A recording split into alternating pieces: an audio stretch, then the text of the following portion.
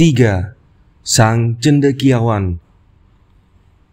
Su Hokgi adalah putra keempat dari seorang penulis redaktur berbagai surat kabar dan majalah seperti Jinpo, Panorama, Hwapo, Liberty, Hongpo, Kung Yung Pao, Min Pao, dan terakhir pada tahun 1950 menjadi redaktur harian Sadar di Jakarta.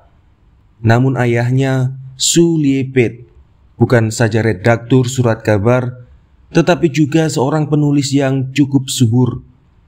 Produktivitasnya bisa dilihat dari hampir 10 buku yang pernah terbit dari tangannya, antara lain Cerita Roman dan Penghidupan, Bidadari dari Telaga Toba 1928, Ular yang Cantik 1929, Jadi Pendita 1934, Lejak 1935, Di Mana Adanya Allah 1940, dan Gadis Kolot 1941. Ayahnya seorang yang berminat besar dalam filsafat dan agama, dan sangat boleh jadi seorang yang sangat menaruh minat pada asimilasi keturunan Cina yang ditunjukkan dengan menggantikan namanya. Sebelum semuanya menjadi mode, menjadi Salam Sutrawan. Begitulah serba sedikit riwayat hidup ayahnya yang bisa diduga memberikan andil yang tidak kecil bagi perkembangan anaknya kelak. Tentang lahirnya sendiri, Su Hokgi tidak banyak menulis, hanya singkat saja tulisannya. Saya dilahirkan pada tanggal 17 Desember 1942 ketika perang tengah berkecamuk di Pasifik. Pada umur 5 tahun masuk sekolah rakyat Xinhua School, sebuah sekolah yang khusus bagi keturunan Cina, dan setelah lulus sekolah dasar memasuki SMP Strada, asuhan para brother Katolik, dan menghabiskan masa sekolah menengah atas di SMA Canisius, Jakarta, sebuah sekolah yang termasuk yang terbaik untuk putra di Jakarta yang tidak banyak jumlahnya. Sebagai layaknya seorang remaja, Su Hokgi melepaskan sekolah menengah dengan penuh kenangan yang sangat besar. Bagi Su Hokgi, masa ini adalah masa yang sangat berarti baginya. Karena itu berbagai perasaan aneh menghantuinya. Semua kenang-kenangan yang manis terbayang kembali, dan aku sadar bahwa semuanya akan dan harus berlalu. Tetapi ada perasaan sayang akan kenang-kenangan tadi. Aku seolah-olah takut menghadap ke muka dan berhadapan dengan masa kini, dan masa lampau terasa nikmatnya. Namun dia tidak tenggelam di bawah romantisme kenangan semacam itu. Dia berusaha melawan dengan mengutip salah satu ayat yang dihafalnya secara samar-samar dari Injil, kalau dia pernah membacanya. Let the dead be dead. Biarlah yang mati tetap mati. Bulan September 1961, dia mengikuti tes masuk universitas. Dia ditolak dari Fakultas Psikologi. Mungkin lebih-lebih karena dipilihnya sebagai cadangan, dan diterima di 2 fakultas, yaitu FKIP, Fakultas Keguruan dan Ilmu Pendidikan, dan diterima di Fakultas Sastra Universitas Indonesia, jurusan Sejarah. Ketika dia memasuki Universitas Indonesia, maka universitas tersebut menjadi ajang pertaruhan intelektual bagi yang mendukung serta membela Soekarno dan yang menentang Soekarno. Dan dalam universitas tersebut bermukim tokoh-tokoh yang kadang-kadang dengan gigih menentang Soekarno, seperti Prof. Dr. Sumitro Joyohadikusumo dan anak buahnya. Dan sebagaimana galibnya pada universitas pada tahun-tahun 1960-an, menjadi mahasiswa serta merta disusul oleh penerimaan orang ke dalam organisasi mahasiswa yang menurut kosakata politik mahasiswa sering disebut sebagai organisasi ekstra universiter seperti HMI, GMNI, CGMI. Suhoki adalah seorang yang sama sekali tidak berminat memasuki organisasi yang berbau agama apapun, dan karena itu dia menjadi anggota Gemsos, Gerakan Mahasiswa Sosialis. Mungkin suatu tradisi yang diwarisi dari pihak ayahnya, yang meskipun tidak menganut suatu ideologi jelas dan memilih partai yang jelas, tetapi mengidentifikasikan dirinya dengan kelompok Partai Sosialis Indonesia, pimpinan Sultan Syahrir.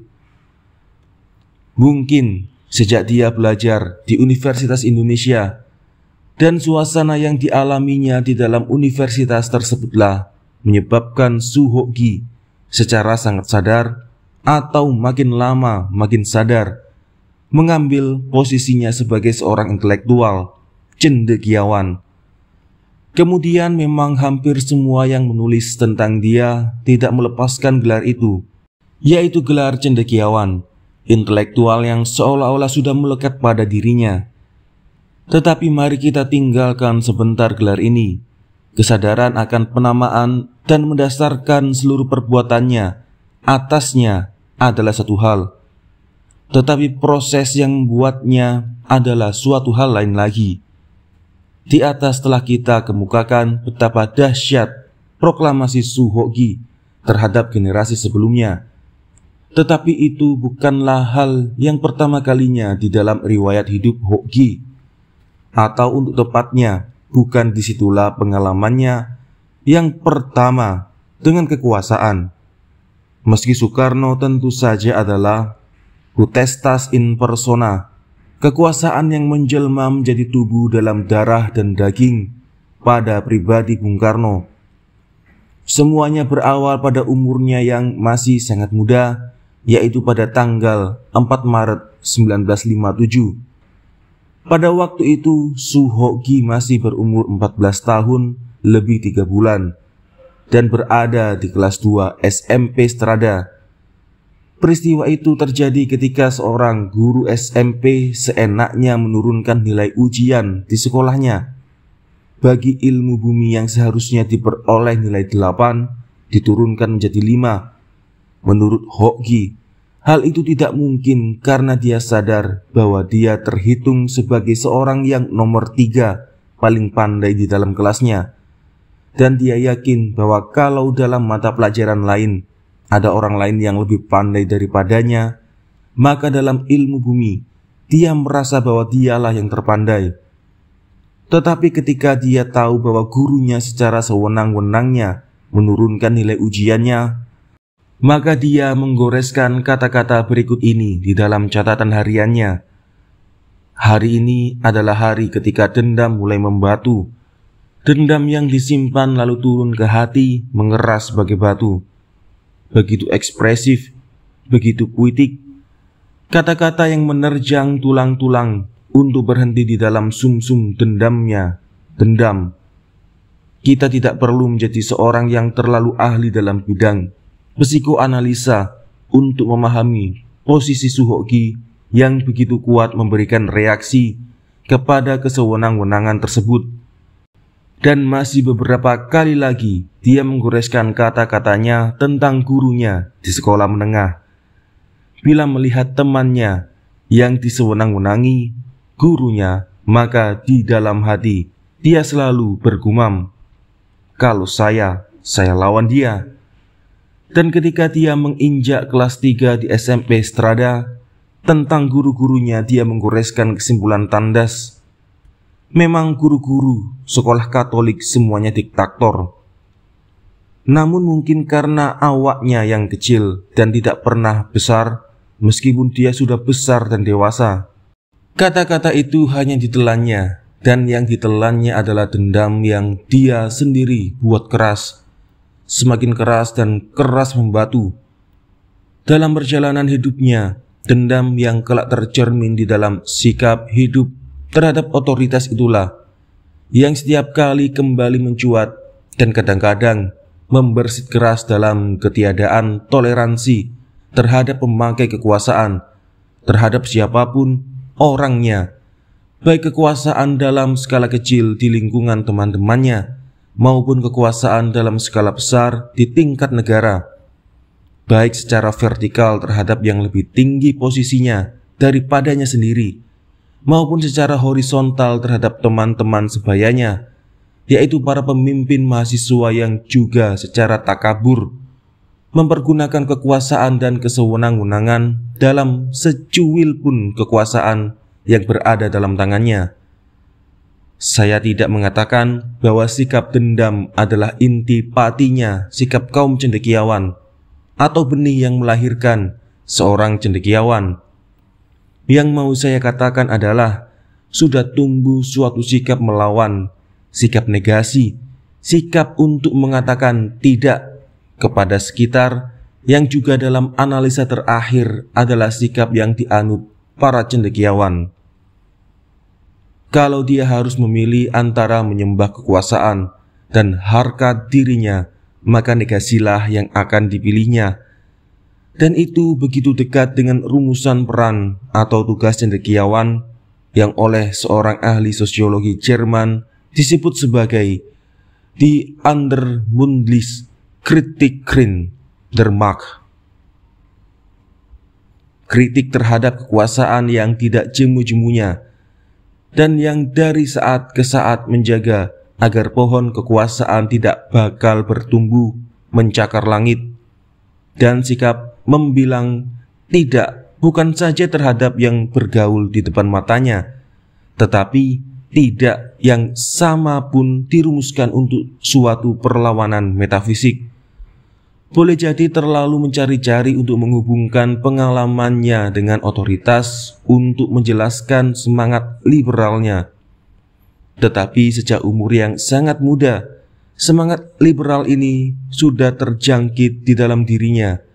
Ketika dia masih mencoba-coba menulis sajak, maka sajaknya secara tegas-tegas dikatakan sebagai made in otak, dan tidak dianggapnya itu sebagai suatu hasil inspirasi, yang tentu saja karena dia berada di dalam sekolah Katolik, maka dia selalu mendengar dan memang selalu dikatakan bahwa Tuhanlah yang memberikan inspirasi.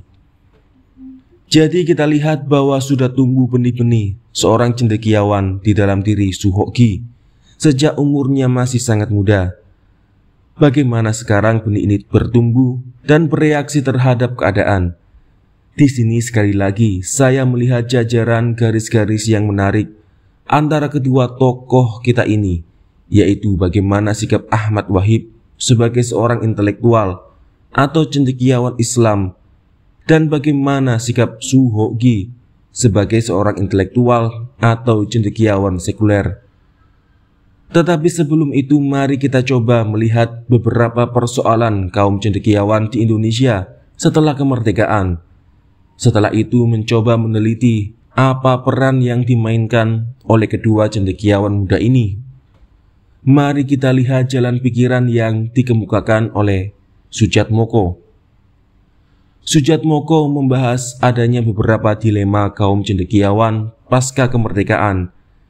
Di sini saya hanya mengemukakan dua dilema dari yang dikemukakannya untuk kita perbandingkan dengan pengalaman hidup kedua tokoh kita ini. Pertama, suatu dilema klasik, yaitu adanya arus tolak tarik antara kekuasaan dan kaum cendekiawan. Hampir semua ahli sosiologi yang membahas peran kaum cendekiawan tidak pernah melangkahi bab ini, yaitu hubungan antara kaum cendekiawan dan mereka yang berkuasa. Hampir semuanya menyatakan bahwa keduanya adalah dua dunia yang tak bisa diajak damai. Kalaupun ada, maka sifatnya sementara. Dilema ini klasik sifatnya. Tetapi bagaimana kedua tokoh kita ini menerjemahkan dilema ini di dalam masyarakatnya sendiri? Semua mengakui adanya penjajahan terhadap kaum intelektual di dalam masa rezim Soekarno. Wahib mengakui bahwa kaum intelektual sudah dibebaskan dengan tergulingnya Soekarno sejak 11 Maret 1966. Penindasan penguasa terhadap kaum intelektual mulai berakhir, tetapi tentang itu pun dia sebenarnya masih ragu-ragu dan mengajukan pertanyaan. apakah setelah lepas dari penindasan lama, kaum intelektual Indonesia tidak terjerat dalam bentuk-bentuk penindasan baru yang halus? Dan apakah semuanya perlu meninggalkan profesinya sebagai profesional rebels? Namun keraguan ini sebenarnya hanyalah suatu keraguan metodis, karena dalam perjalanan waktu pun dia menyaksikan bahwa kebebasan atau sesuatu yang disebut kebebasan itu hanya mungkin ketika medan telah dibersihkan oleh angkatan muda, mahasiswa, dan tentara. Sekarang kebanyakan intelektual telah menjadi teknokrat alias sekrup-sekrup dalam roda pemerintahan. Kaum intelektual pada gilirannya dipergunakan lagi oleh pemerintah untuk membela beleditnya atau sebagai solidarity maker. Ternyatalah pemerintah memang berusaha memagar dirinya dengan argumentasi intelektual. Masuknya kaum cendekiawan terlalu banyak di dalam roda pemerintahan telah membuat masyarakat Indonesia kehilangan pemikiran-pemikiran besar. Karena itu dia membela adanya segolongan cendekiawan bebas yang disebutnya sebagai freelance intelligentsia, yang bebas dari kepentingan dan penanaman kepentingan. Pilihan itu diberikan dengan kesadaran bahwa politik dan pembangunan politik di Indonesia dipegang sepenuh-penuhnya oleh angkatan bersenjata dan golongan karya, ditunjang sedikit oleh partai politik dan intelektual bebas. Menurut pertimbangannya, pembangunan politik hanya bisa digerakkan dari dua sudut, yaitu dari pemerintahan, kekuasaan efektif, dan dari luar pemerintahan, kekuasaan kontrol atau oposisi. Karena itu kita kaum intelektual perlu membina suatu moral movement yang radikal, dinamis, dan puritan di kalangan intelektual bebas, seniman, mahasiswa, dosen, para ahli yang mempunyai sasaran kontrol pemerintah di samping kekuatan-kekuatan masyarakat sendiri, agar jangan sampai kekuatan ABRI dan Golkar menjadi absolut. Namun kalau sekiranya kita membicarakan masalah dilema kekuasaan dalam diri Suhoki, maka ada dua hal yang harus diperhatikan. Pertama, sikapnya terhadap suatu rezim yang sedang berkuasa. Kedua, sikapnya sendiri terhadap cara bagaimana menghadapi rezim tersebut. Yang pertama mungkin semata-mata berhubungan dengan sikap mendukung atau tidak mendukung suatu rezim. Sedangkan yang kedua lebih-lebih menyangkut pilihan tentang metode-metode menghadapinya. Kalau dalam hal pertama menyangkut masalah atau pilihan melibatkan diri di dalam atau di luar rezim, maka yang kedua lebih-lebih menyangkut sikap terhadap pemakaian kekuatan untuk melawan kekuatan, memakai kekerasan untuk melawan kekerasan. Dengan demikian, kalau kita berbicara tentang dilema kekuasaan, maka gabungan dari kedua pengertian inilah atau salah satunya yang kita maksudkan. Bagaimana pandangan Suhoki tentang hal itu? Sebenarnya sikap Suhoki tentang keterlibatan seorang cendekiawan di dalam kekuasaan tidak terlalu jelas. Atau untuk merumuskannya secara lebih tajam, Suhoki sebenarnya menolak kekuasaan. Hal ini bisa dilacak dalam beberapa tempat di mana dia sendiri mengatakan bahwa perjuangan moral yang terakhir adalah untuk menghabiskan kekuasaan. Dengan kata lain, kekuasaan adalah antipode dari moralitas. Dengan demikian, secara prinsipil, dia memilih untuk berada di luar lingkaran kekuasaan. Namun ketika menentukan sikap dalam hubungan dengan masalah kedua, tidak jelas posisinya. Untuk melacaknya, kita bisa susuri perjalanan intelektual Suhoki dalam hubungannya dengan kekuasaan. Perjalanan intelektualnya bisa kita bagi dalam dua jalur yang berbeda. Pertama yaitu perjalanan intelektualnya di dalam rezim Soekarno, pengalaman pribadi dan pengalaman politik dalam hubungannya dengan kekuasaan menyebabkan dia mengambil sikap tegas terhadap rezim Soekarno, meruntuhkan rezim tersebut. Begitu bertentangan kekuasaan dalam anti rezim Soekarno dan moralitas, sehingga ketika diberikan kesempatan menjumpai Soekarno in persona untuk pertama kalinya pada tahun 1963.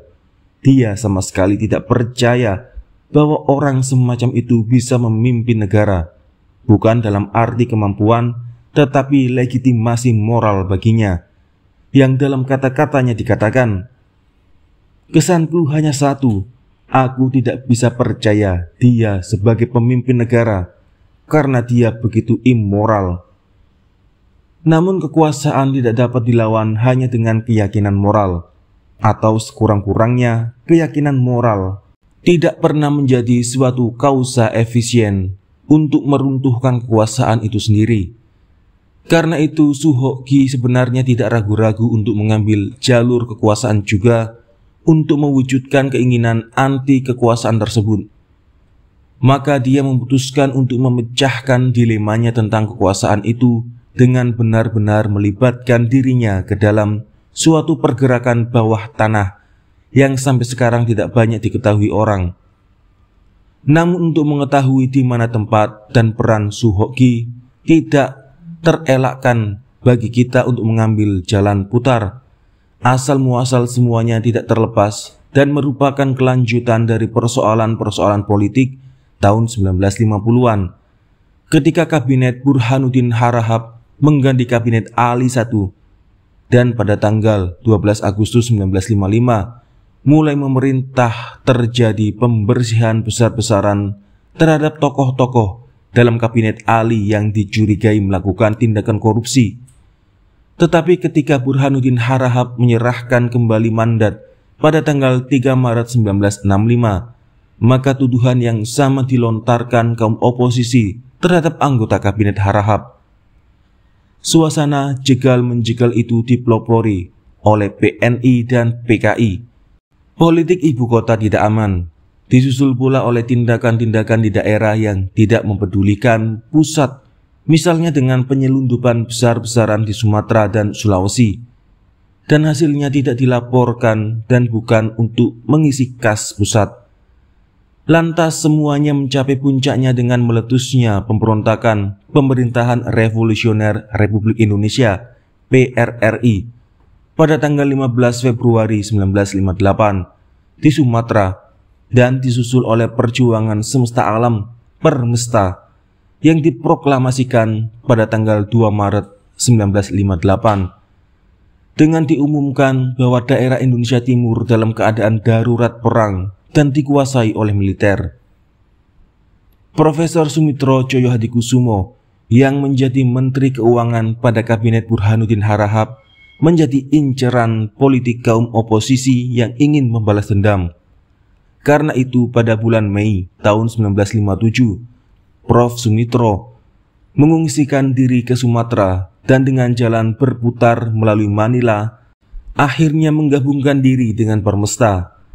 Kita tidak perlu terlalu berpanjang lebar tentang pemberontakan itu, tetapi dalam perjalanan waktu akhirnya tiba pada suatu saat ketika PRRI di Sumatera mengajukan penawaran terhadap Permesta untuk bersama-sama membangun suatu republik baru, yaitu Republik Persatuan Indonesia, yang berpemerintahan federal dengan setiap negara bagian menentukan dasar negara dan agamanya sendiri-sendiri.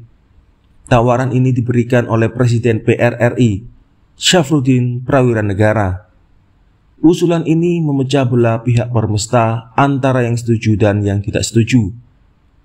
Republik Persatuan Indonesia sendiri diproklamasikan di Sumatera 8 Februari 1960, yang akhirnya disambut oleh Vence Sumual dan Pantou dari Permesta dengan mengibarkan bendera RPI, tetapi ditolak oleh Kolonel Kawilarang. Demikianlah perkembangan pemberontakan daerah. Prof. Sumitro termasuk orang yang tidak setuju dengan RPI karena perjuangannya bukan untuk menggantikan atau mendirikan negara baru, tetapi untuk menggulingkan dan mengganti pemerintahan Soekarno. Karena itu perjuangan harus disambung dengan suatu jenis perjuangan baru di luar RPI.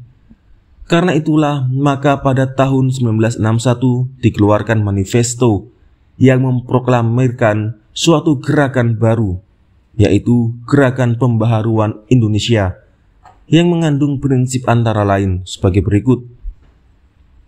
Kini, 15 tahun setelah kemerdekaan tercapai, kenyataan menunjukkan bahwa kita masih jauh dari tujuan. Kita melihat dengan penuh kecemasan bahwa pimpinan negara dan pemerintahan sekarang ini telah membawa bangsa dan negara Indonesia kepada keadaan yang amat mengkhawatirkan. Diktator perseorangan dan golongan yang berkuasa bukan lagi merupakan bahaya di ambang pintu, tetapi telah menjadi suatu kenyataan. Cara-cara kebijaksanaan negara dan pemerintahan bukan saja bertentangan dengan asas-asas kerakyatan dan hikmah musyawarah, tetapi menindas dan memperkosanya. Pimpinan negara dan pemerintahan sekarang ini bukannya menjadi saluran pengabdi rakyat, malah sebaliknya menjadi penindas dan pemeras rakyat sendiri. Jelaslah sudah bagi kita bahwa istilah demokrasi terpimpin dipakai sebagai topeng belaka justru untuk menindas dan menumpaskan asas-asas demokrasi sendiri. Tiba saatnya bagi segenap patriot Indonesia untuk bangkit, menggalang kekuatan dan bertindak menyelamatkan bangsa dan negara Indonesia dari jurang malapetaka. Manifesto di atas ditandatangani oleh Prof. Sumitro sendirian yang serentak juga memegang pucuk pimpinan Gerakan Pembaharuan. Gerakan itu sendiri mempunyai beberapa program, antara lain adalah perubahan dan penggantian pimpinan negara dan pemerintahan Soekarno secara radikal. Untuk melaksanakan program yang disusunnya, maka dibentuklah suatu sistem organisasi yang secara sederhana bisa digambarkan di bawah ini. Gerakan itu mempunyai suatu markas besar yang sering berpindah-pindah, karena itu disebut sebagai MHQ, Mobile Headquarter, yang pernah bermarkas di Singapura, Kuala Lumpur, Hong Kong. Suasana politik dan ekonomi mengharuskannya berpindah ke Zurich, Swiss. Karena terkena peraturan Swiss, akhirnya berpindah lagi ke London. Bagian organisasi yang berada di bawah MHQ adalah Biro Operasi, BO, dengan operasi lebih di luar negeri, yaitu di Eropa, Amerika, Asia, dan Australia. Di samping BO, ada yang disebut sebagai Case Officer, CO, suatu unit yang cara kerjanya dan sistem organisasinya dibentuk dalam sistem sel. Anggota CO yang lain tidak mengenal anggota CO lainnya. Jenjang organisasi dalam sistem CO inilah yang ada di Jakarta. Di Jakarta ada 5 case officer. Salah satu bagian dari aksi yang dilancarkan oleh CO adalah apa yang mereka namakan sebagai penetrasi dan infiltrasi, yaitu penetrasi dan infiltrasi ke dalam tentara, buruh, cendekiawan, pemuda, dan mahasiswa. Dalam unit organisasi yang disebut CO inilah, tepatnya CO5, Suhoki sejak tahun 1961 melibatkan dirinya dalam infiltrasi dan penetrasi di bidang yang lebih sesuai dengan keahliannya, yaitu infiltrasi dan penetrasi ke dalam kaum cendekiawan. Mungkin dalam hubungan itulah kita melihat bahwa dalam banyak kesempatan ditunjukkan hubungannya dengan beberapa kolonel yang pada gilirannya berhubungan rapat dengan para cendekiawan lainnya yang pada saat itu terkenal membuka kubu di Universitas Indonesia untuk mengawali suatu pergerakan anti Soekarno. Kesadaran ini semakin mendalam dalam diri Suhoki pada tahun 1964, yaitu bagaimana mengumpulkan kekuatan untuk melawan suatu kekuatan pula. Ketika aku bicara dengan Peransi sore tadi, ia juga mengalami apa-apa yang aku alami. Pada kita timbul keraguan-raguan yang besar. Apakah masih ada gunanya belajar, berdiskusi, dan lain-lain, sedang rakyat kelaparan di mana-mana? Padanya terjadi rangsangan kuat untuk bertindak, to take an action. Aku katakan padanya bahwa soal-soal ini juga menggangguku beberapa minggu yang lalu. Yang penting ialah mendapatkan kekuatan yang perlu. Sebab jika kita tak memelihara kekuatan dan hanya studi terus, kita akan disapu bersih oleh grup lawan. aku telah menerima prinsip-prinsip Sujono bahwa kini kita harus secara real menyusun kekuatan. Dalam politik tak ada moral. Bagiku sendiri politik adalah barang yang paling kotor, lampu-lampu yang kotor. Tetapi suatu saat di mana kita tak dapat menghindari diri lagi, maka terjunlah. Kadang-kadang saat ini tiba, seperti dalam revolusi dahulu, dan jika sekiranya saatnya sudah sampai, aku akan ke lumpur ini. Dengan demikian secara cukup jelas kelihatan sikap yang dirumuskannya bagi dirinya sendiri, yaitu mendapatkan kekuatan politik, secara real menyusun kekuatan politik, dan setelah itu terjun ke dalam politik. Namun semuanya dilakukan dengan suatu pertimbangan moral, yaitu dengan penuh kesadaran masuk ke dalam suatu permainan politik kotor. Dengan pertimbangan mengambil keputusan dan menerima resiko-resikonya yang bakal keluar karena keputusan ini. Dalam rangka pemikiran inilah, dalam dirinya timbul rasa muak dengan manusia di dalam lingkaran-lingkaran politiknya, yaitu orang-orang senior di PSI yang dianggapnya kaum sosialis salon. Sosialisme mereka adalah slogan-slogan dan lip service saja. Musuh kami adalah kemiskinan dan kebodohan, menurut Hoki. Adalah slogan yang paling kosong yang pernah mereka dengungkan. Dan dalam kerangka itu pula Suhoki yang sangat dekat hubungannya dengan Nugroho Noto Susanto, yang juga sendiri terkenal sebagai seorang yang sangat dekat hubungannya dengan Kolonel Suwarto, menjalin semacam hubungan dengan SSKD yang kelak menjelma menjadi Seskowat, yaitu sekolah yang direncanakan untuk mendidik kaum cendekiawan dalam uniform, yaitu militer, yang dianggap memiliki kemampuan manajerial yang kelak bisa ditempatkan di dalam posisi pimpinan di dalam negara. Dalam hubungan-hubungan pribadi inilah kelak dapat dijelaskan ketika Suhoki melibatkan dirinya seluruhnya di dalam kegiatan melawan Soekarno secara habis-habisan.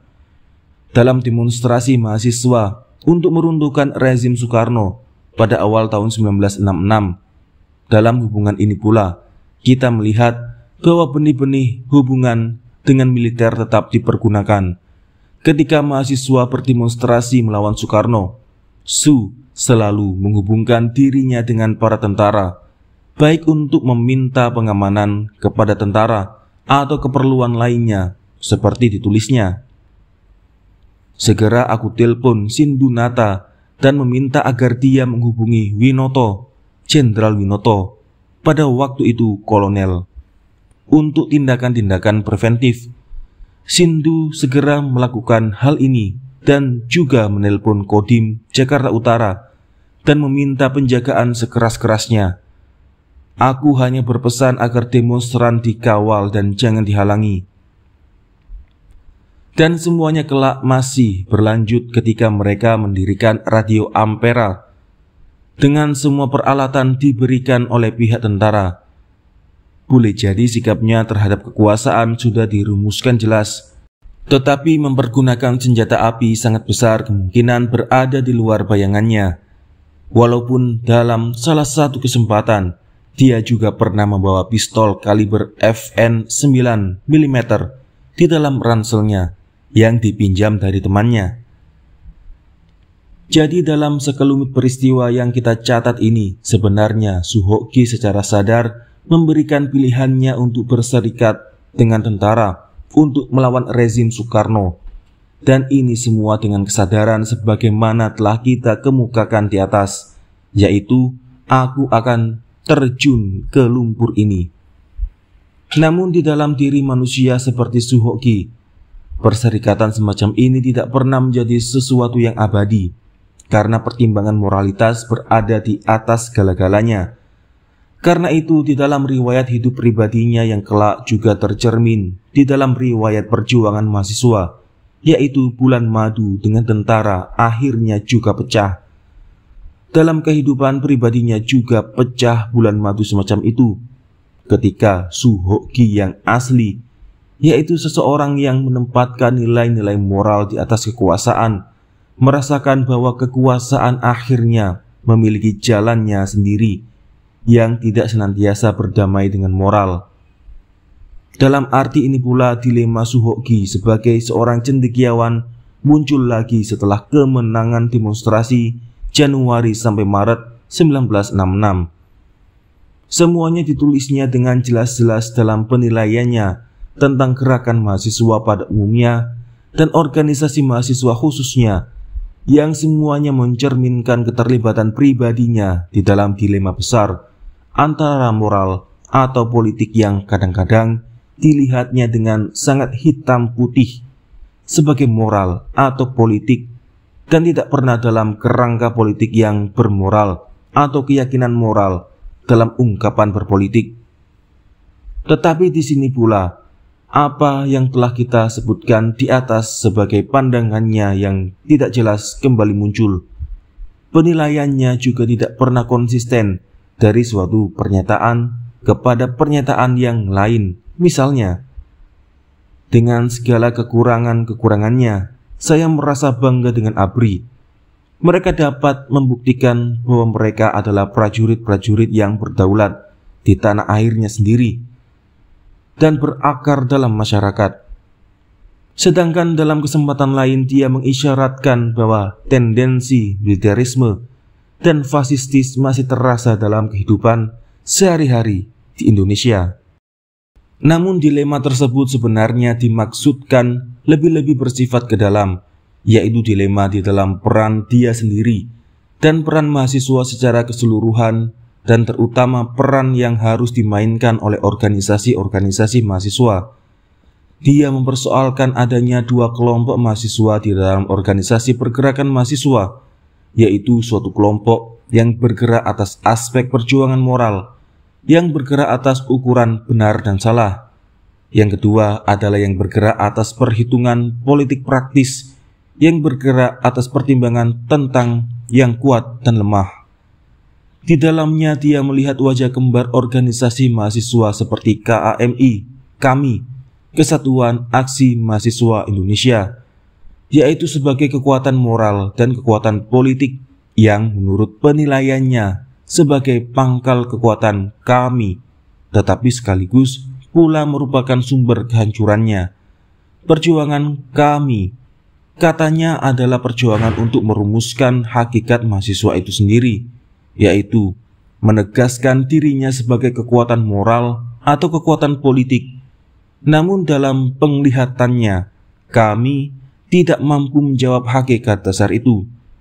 Namun dalam kehidupannya sendiri, dia berusaha untuk menjawabnya, yaitu bahwa pergerakan dan organisasi mahasiswa adalah dan tetap menjadi kekuatan moral, dan yang tidak pernah mendasarkan tindakan-tindakannya pada perhitungan politik. Organisasi dan perjuangan mahasiswa adalah sebagai perjuangan koboi. Seorang koboi datang ke sebuah kota dari horizon yang jauh. Di kota ini sedang merajalela perampokan, perkosaan, dan ketidakadilan. Koboi ini menantang sang bandit berduel dan dia menang. Setelah banditnya mati, penduduk kota ingin berterima kasih mencari sang koboi, tetapi ia telah pergi ke horizon yang jauh. Ia tidak ingin pangkat-pangkat atau sanjungan-sanjungan, dan ia akan datang lagi kalau ada bandit-bandit berkuasa. Demikian pula mahasiswa. Ia turun ke kota karena terdapat bandit-bandit PKI Soekarno Subandrio yang sedang menteror penduduk, merampok kekayaan rakyat, dan mencemarkan wanita-wanita terhormat. Mahasiswa ini menantangnya berduel dan menang. Setelah ia menang, ia balik lagi ke bangku-bangku kuliah sebagai mahasiswa yang baik. Ia tidak ingin mengeksploitir untuk dapat rezeki-rezeki.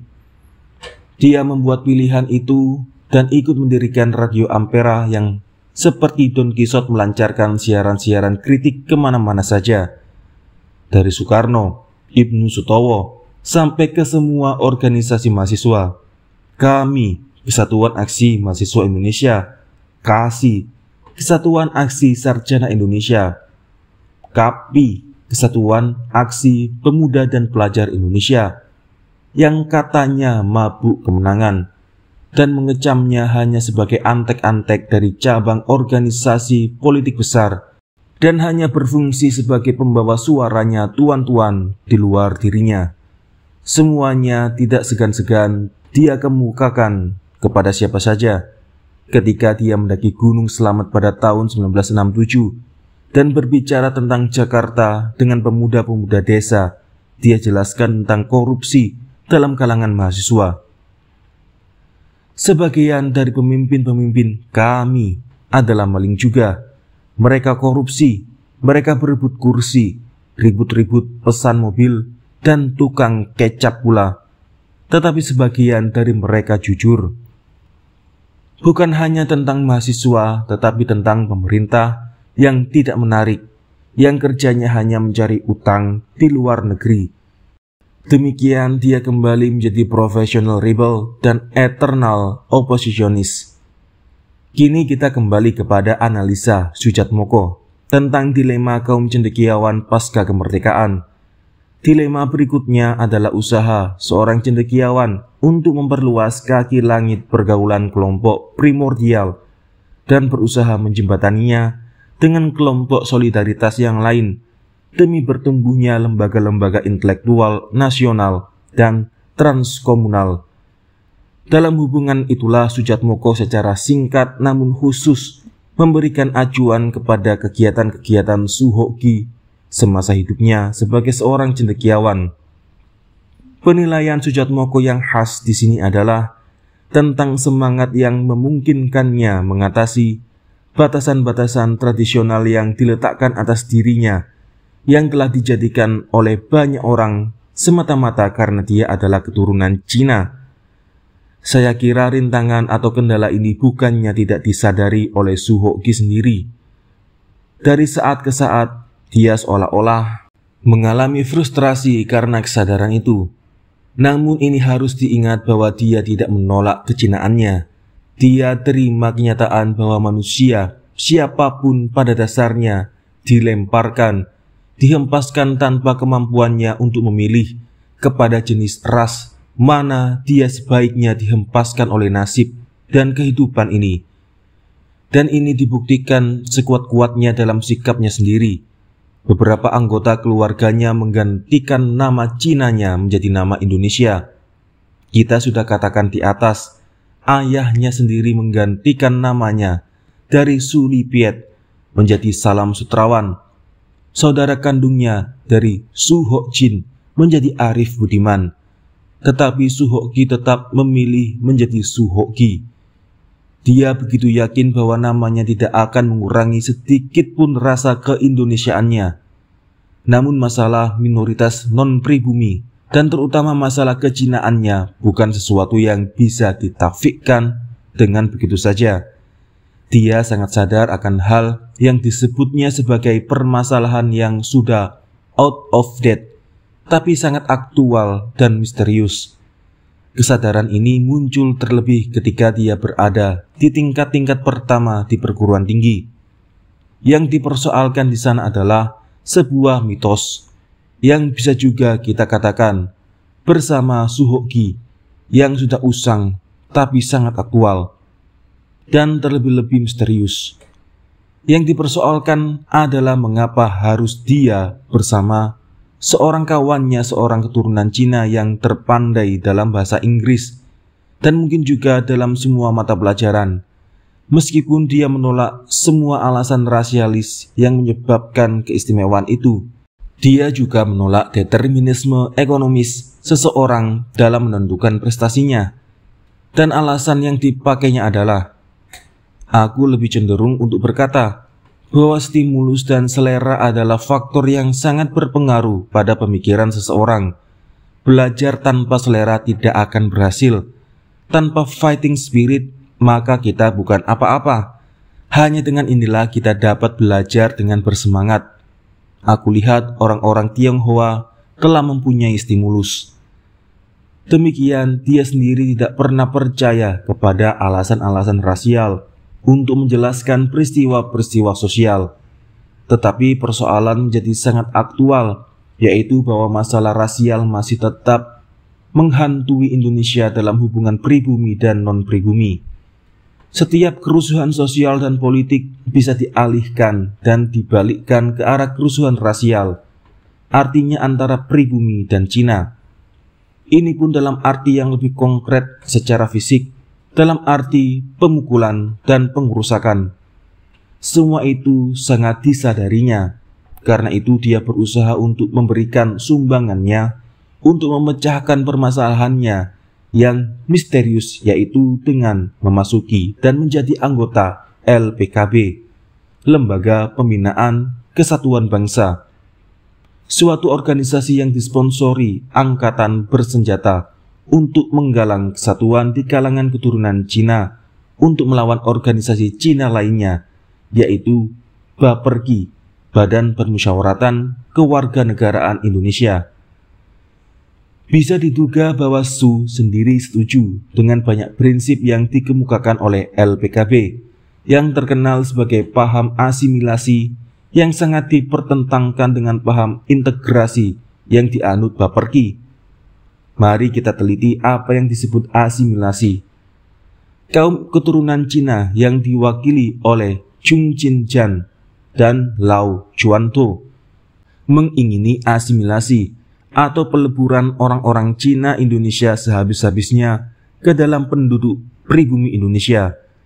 Ini berarti orang-orang Cina meleburkan dirinya seluruhnya ke dalam suku-suku yang ada di Indonesia, sebegitu rupa sampai ke tingkat seperti yang oleh Leo Suryadinata dikatakan agar orang-orang Cina to abandon their Chineseness atau menanggalkan kecinaannya. Sedangkan di pihak lain BAPERKI menganut prinsip yang persis sebaliknya, pertahankan pluralisme di Indonesia. Sebagaimana ada begitu banyak kelompok etnis di Indonesia, maka anggaplah orang-orang Cina memiliki segi etniknya sendiri. Artinya anggaplah kelompok Cina merupakan satu suku tersendiri, sama seperti suku Jawa, Minang, dan lain-lain. Persoalannya bukanlah meninggalkan kecinaan seseorang, tetapi dalam kecinaannya berintegrasi ke dalam bangsa Indonesia, sehingga keindonesiaan adalah suatu mozaik yang terdiri dari berbagai kelompok etnis. Karena itu semua orang Cina yang mengakui Indonesia sebagai negaranya adalah sah sebagai seorang Indonesia. Namun dalam perjalanannya BAPERKI lebih banyak beranggotakan mereka yang berorientasi kiri. Dengan uraian yang sangat singkat ini sebenarnya agak di luar dugaan bahwa Su Hoki memasuki organisasi melihat LPKB yang berusaha untuk menanggalkan kecinaannya, melihat kekuhuannya sendiri mempertahankan namanya. Hampir-hampir bisa diduga bahwa dia seharusnya berada di dalam kubu BAPERKI bersama Yap Thiam Hien. Tetapi sangat boleh jadi permusuhannya dengan golongan komunislah yang menyebabkan keputusannya untuk memasuki organisasi tersebut. Atau dengan kata-katanya sendiri dikatakan, aku setuju dengan ide-ide mereka dalam soal asimilasi. Pokoknya ada peran kebencian pada masyarakat peranakan pada diriku. Masyarakat sebagai suatu golongan karena sikap hidup mereka yang begitu middle class, dalam pengertian money kompleks, atau tepatnya maniak. Dalam pembicaraan dengan Ong Ho Ham, seorang penandatangan manifesto LPKB, dikemukakan alasan berikut. Manusia seperti Su Hoki adalah seorang eternal oppositionist yang tak tahan berhadapan dengan establishment. Tentu saja Su Hoki akan berpihak kepada BAPERKI dalam soal pluralisme kultural, karena inilah salah satu segi demokrasi yang ingin dipertahankannya. Namun di pihak lain, BAPERKI adalah organ establishment, yaitu rezim Soekarno. BAPERKI adalah penganut sosialisme, sesuatu yang tidak bertentangan dengan Su Hoki dan kekiri-kirian. Namun semuanya menurut Ong Ho Ham bukan karena prinsipnya, tetapi lebih karena oportunisme BAPERKI. Inilah alasan mengapa bila harus memilih antara dua, maka Su Hoki akan memilih LPKB. Di pihak lain, LPKB cenderung untuk anti-Cina, anti-komunisme, suatu yang juga menarik perhatian Suhoki. Dan di dalam LPKB lah dia menemukan banyak tokoh yang kelak akan dijumpainya pula di dalam gerakan penggulingan Soekarno. Seperti kita lihat, dilema ini menghantui Suhoki dalam banyak kesempatan. Dia mencatat misalnya 12 April 1962 ketika dia berdebat tentang masalah ini, perdebatan yang katanya sendiri menjurus kepada debat kusir. Misalnya adalah tuduhan bahwa orang Tionghoa itu semua materialis, pengkhianat dan sebagainya. Dia berusaha untuk membelanya dengan mengatakan, "Aku mengetahui tadi, tapi aku juga menunjukkan bahwa tidak semua begitu, dan itu dapat berubah. Kepribadian bangsa bagiku adalah suatu proses yang lama dalam situasi tertentu, tapi dalam situasi lain itu dapat berubah." Akhirnya semua menjurus ke arah debat kusir yang tidak dilayaninya lagi. Tetapi perdebatan kusir ini akhirnya juga menumbuhkan suatu kesadaran baru padanya. Dalam segi ini ada suatu kesadaran bagiku, betapa berat dan sukarnya perjuangan menuju kebenaran. Betapa gigihnya dekaden-dekaden ilmiah bertahan. Sekarang aku dapat memahami betapa kambing hitam dalam masyarakat di Indonesia, orang Tionghoa, dapat dengan mudah dikorbankan. Ya, dan kita harus merintis dan berjuang membasmi akar-akar prasangka yang cerah ke dalam alam bawah sadar. Dan rumput-rumput prasangka akan mudah bertumbuh, sedang pohon keberanian begitu sukar. Tetapi hendaknya aku selalu mengingat kata-kata Syahrir. Penderitaanku hanyalah sebagian kecil saja dari penderitaan berjuta-juta rakyat yang lain. Dan perjuanganku untuk melawan pendangkalan ilmiah hanya sebagian kecil saja dari perjuangan ini sepanjang waktu dan di sepanjang muka bumi. Semuanya menunjukkan betapa sakitnya Suhoki berjuang untuk membongkar garis batas kelompok solidaritas Cina untuk dihubungkan dengan kelompok solidaritas lain yang juga masih begitu pluralistis. Bagaimana membangun jembatan transkomunal yang menghubungkan kelompok agama satu dengan yang lain, kelompok etnis dan ras di Indonesia dengan yang lainnya. Kesakitan itu semakin bertambah kalau dia ingat akan perjuangannya untuk meluluhkan semua kelompok solidaritas sempit itu dalam kerja-kerjanya selama ini. Tetapi di pihak lain, ini juga mencerminkan adanya dilema tajam dalam dirinya sejauh menyangkut asimilasi dan integrasi. Seharusnya Suhoki juga sependapat dengan Bung Karno yang berpendapat tidak ada bedanya antara asimilasi dan integrasi. Solidaritas nasional dan kesatuan nasional hanya dapat diperjuangkan melalui hak yang sama di antara berbagai suku dan kelompok peranakan. Namun di balik nama yang kelihatannya tidak mengandung perbedaan ini, terdapat dua kelompok pesaing besar yang ingin menghabiskan yang lain. Agaknya Suhoki sendiri tidak mampu mengatasi dilema besar memilih antara keduanya. Karena itu saya kira meskipun Suhoki menyetujui beberapa azas LPKB dan membenci Baperki, tetapi di dalam hati kecilnya dia juga merasa dihina oleh pandangan yang sebenarnya konservatif dari kelompok itu, yaitu menghapus kecinaannya. Tetapi kebencian kepada Soekarno dan rezimnya dan PKI memaksanya untuk menerima LPKB. Betapapun dalam hati kecilnya dia sebenarnya tidak sepenuhnya menyukainya. Inilah juga yang mendorongnya, betapa gigihnya dia membela Yap Jam Hien, seorang tokoh Baperki dari sayap lain, ketika Yap ditangkap dalam aksi pengganyangan PKI. Saya kira dalam dilema semacam inilah dia berangkat menuju puncak pertarungan batinnya, dan kini benar-benar terjelma di dalam pertarungan fisik ketika dia katakan bahwa pada tanggal 8 Maret 1966 dia diadili oleh LPKB. Dan pada hari itu juga dia dipecat dengan alasan diberhentikan dengan permintaan sendiri, dengan ucapan terima kasih atas segala jasa-jasanya. Secara resmi inilah pemberhentian atas permintaan sendiri, tetapi mengingat hal itu sangat menusuk perasaannya, saya cenderung berkata bahwa dia dipecat. Suhoki sendiri berpendapat bahwa itulah hari penting baginya, tetapi hari yang sungguh muak dan mendegilkan. Menurut Ong Hok Ham, pemberhentian itu sebenarnya harus dipahami dari segi psikologi minoritas. LPKB yang mendapat dukungan Angkatan Darat tidak menyetujui kegiatan yang terlalu frontal Suhoki yang menentang Soekarno, dan pada bulan Maret 1966 adalah saat yang paling tidak pasti dan penuh keguncangan dalam politik. Kalau harus memilih, maka LPKB memilih untuk menghentikan Suhoki yang terlalu aktif dalam politik. Dilema besar dalam menghadapi sikap orang-orang Cina sendiri tentang kecinaannya tidak dapat dipecahkannya.